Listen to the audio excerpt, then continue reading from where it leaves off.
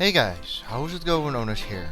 Welcome to the finale, round 16 of the Formula SimRacing World Championship of 2016, and it is, like I said, the finale. The last round of the season takes place at Interlagos. What better venue is there to close the season off? This weekend will all be about that finale race on this YouTube channel. Today we're going to have a look at the qualifying, and tomorrow we will have a look at the race, where we have our engineer Justin also joining for the commentary. Let's jump into qualifying though, as it is quite important. And before we head into quali, we know that we have been awarded a 5-place grid penalty after the previous round. We're on the back foot, I assume.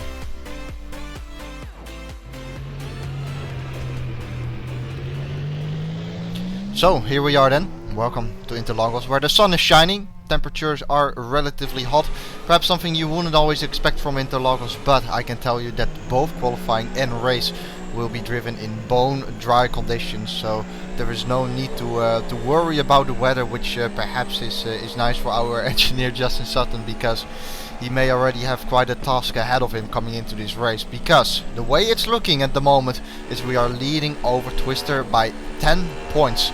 Now the positive thing is that we are obviously leading. Negative thing is that I feel like we're on the back foot. Coming into this race, I was not entirely confident of winning this Constructors' Championship. Even though the complete focus obviously lies on it, it is still rather tough. Firstly, we've obviously got that back of the grid, or sorry, not the back of the grid penalty, the 5-place grid penalty. So in the best case scenario, we're starting 6th. If we get pole, we'll be starting 6th. If we finish 3rd, we'll be starting 8th. And so onwards, as you are going to see my first qualifying lap here, which was not my fastest lap, but there's a lot of stuff to talk about, so I'll keep talking over it and then do the commentary while we arrive on the actual hot lap. What I wanted to say as well, though, obviously after Kota we now have a penalty. You know that you'll be starting from a little bit further back, and you also know that this Constructors is so massively important. I said, I think tomorrow I'll say this as well in the race video. This Constructors, I said it the night before to Peter Bell, my team boss. I said this Constructors Championship is probably going to mean more than the Drivers' Championship if we are able to get it, and I still stand by that 100%, because this one is so much harder to achieve.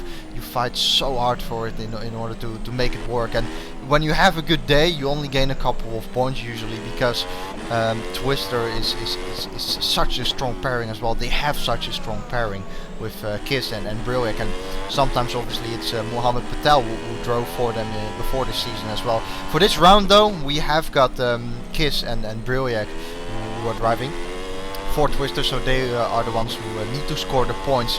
Now, interestingly to say is that this Constructors battle is not just between two teams. It is not just between OFR and Twister.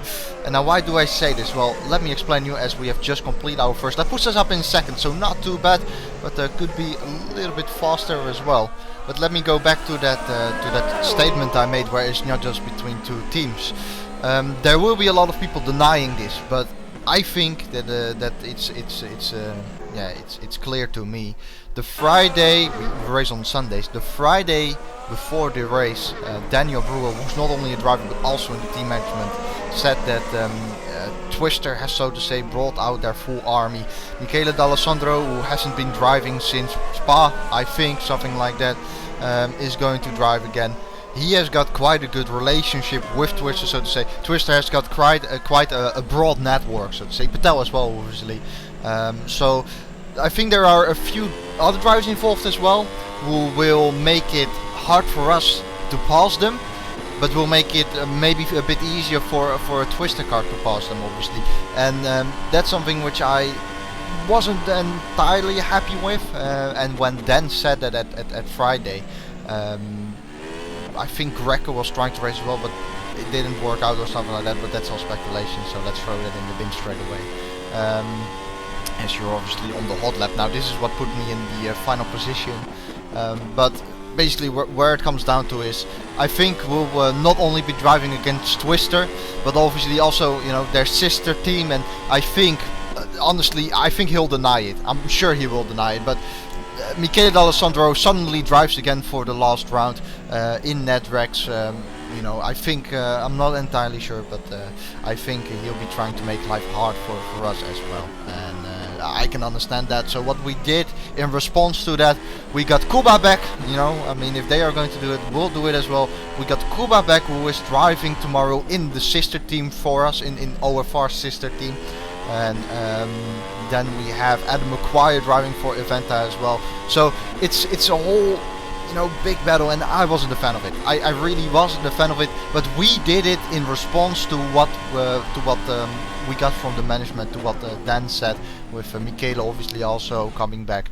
So there is that. We have, by the way, finished our quali lap. This was more of an introduction to the race video tomorrow, I know. But in the end, it only was enough for 6th place, so that's not actually, you know, that great. I messed up the final sector quite heavily on my flying lap. Actually, it was about 2/10 up, a little bit less than that at the end of the second sector, and then I lost approximately a tenth again, all in the final sector, because I took the left-hander wrong, which goes up the hill. So that was a bit of a shame. 6th place, including a 5th place grid penalty. That means an 11th place. I think it's 10th in the end, if I am not mistaken, but I don't exactly know how that works. That was it though for the qualifying. Again, this was more of an introduction to what's going to happen tomorrow. Like I said, it's quite a big battle right now with yeah, the way I felt like it, there were more drivers involved than just us and Twister. Obviously, you have sister teams in them. For me, it's no coincidence that Michele D'Alessandro suddenly drives again for the final round. I know he'll deny it, I know it, but I think I know better. But you know, maybe I'm wrong in that sense. If that's the case, then I would like to apologize. But in my opinion, again, it's not really a coincidence. So we know what's ahead of us tomorrow. It's quite a tough race. We'll be on the back foot. Twister has done quite well in the qualifying. Brewer qualified on pole, and Brewer has done an amazing job, only qualifying a thousandth of a second behind Brewer. And a funny fact is that Brewer outqualified me, and that's the only time I've been outqualified in the over the course of this season, and that says a lot about Dan's performance today. When it was needed, he stood there and was only a thousandth away from Brewer, and only a thousandth away from getting pole. Hopefully tomorrow the race will go fine. Hopefully we have Dan, which performs well. So far he has done it obviously in the qualifying, but honestly, because we have that 5th place grid penalty, I was secretly hoping as well that Dan would you know, have a good day, because that was going to be very important obviously to take home the constructors. But one thing is for sure, it will be a massive battle tomorrow. I hope that we can get through the field quite quickly and from then onwards take the race, but that's always easier said than done. I know that I've gone for a relatively low downforce setup, probably one of the lowest, if not the lowest of the entire grid.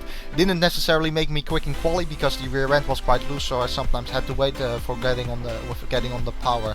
But it's all about that race, you know. My setup was completely focused on the race and not on the qualifying, because I know that we had that 5th place grid penalty, and I know that we have to make up a few positions. Hopefully the start will be clean, and from then onwards we can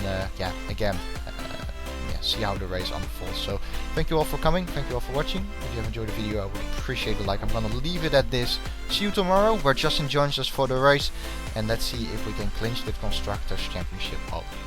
Thanks for watching, goodbye.